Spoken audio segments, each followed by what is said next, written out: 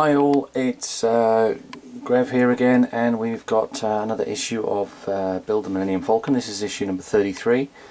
Sorry I haven't done a few videos, or had done a video for a few weeks now. What I've done is I've stopped buying them one every week, and I'm waiting for the subscription to come through, which basically means that I get one delivery a month now with 4 issues per delivery. So it's basically a month, and then I get 4 at once, and then another month and I get 4 at once. We're going to do a bit more today. We've got some more of the thrust vector plates, I think they call them, at the back end of the underside of the engine. So we'll do that. I have to clear some space. I'm actually in the throes. This is another project I'm doing. I've been asked to build an X-Wing, which I'm sort of starting from the base up. It's going to be all lit up, and that's going to be the custom built stand for it. I'll clear some deck, and we'll get on with this. We've got four issues that we can get on with now, and there's quite a good bit of detail building up on the bottom of the hull, and it's starting to really look like it's starting to look like what we're supposed to be building. Okay, I'll be back shortly.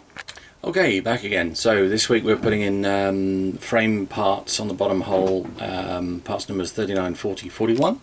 I've already gone ahead and put numbers 39 in there, so I'm just going to add the other 2, and that will give us another section built in there, and then it's really just priming the plastic bits again as we did on issue 31. So there's going to be a couple like this, and then we're going to get into some more interesting stuff in the next few issues on the bottom of the hull. It's all about the landing gear housings, so it's going to start to step forward quite a bit.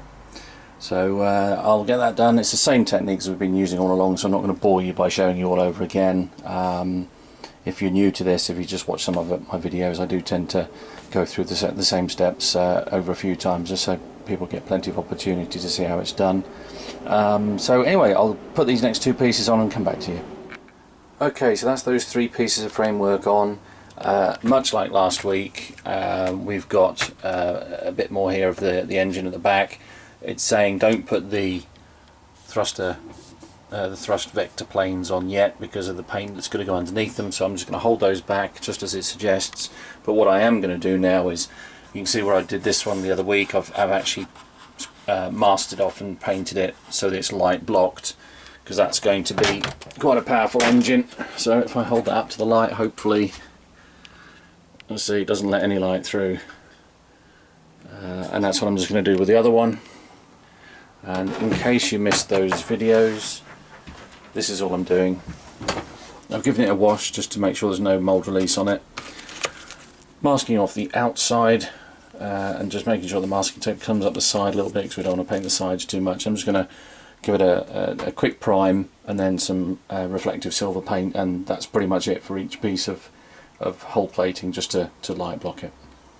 Okay, just a quick recap for anyone who's not used to spraying and building models. So this is one of the last pieces of hull plating, which has just been primed, and I'm just about to paint it. And this is the paint I'm using. It's acrylic based, it's just a silver metallic, and that will be what that will do is that will block any light going through, and it will also reflect any light back in the direction we want it to go. So it's just a quick neat spray, and what I quite often do when I do this is turn it around so you get the back edge,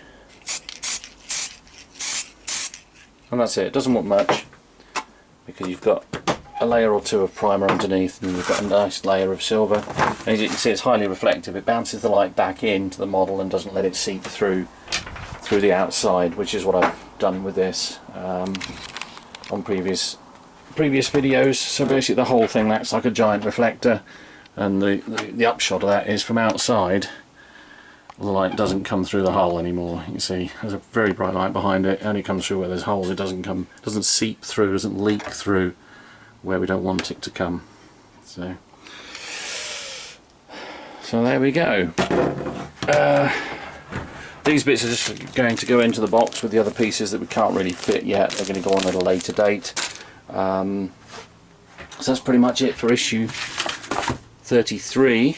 I've just put the issue 32 up on YouTube. Actually, I'm a little bit behind with these, so this is the end of issue 33, and I've got 3 more to go, so I can get those all built and filmed and edited in the next few days. So there'll be a bit of a catch up on the updates. Anyway, again, I hope this is useful for anyone who's building this. I hope it's not too repetitive. But what I've done now is I've split all the videos up. I used to do 3 or 4 issues per video to make them a bit longer, but I think it's probably actually better to just do 1 video per issue, nice and short, and then that way if you've missed something, or if there's a particular one you want to see how I've done a particular job, you can just literally just do a search on the playlist for the issue number that you want, and it should be a lot easier to find or to reference a particular subject. Anyway, there we go. Hope it's helpful. Thanks for watching. Take care, and I'll catch you next time.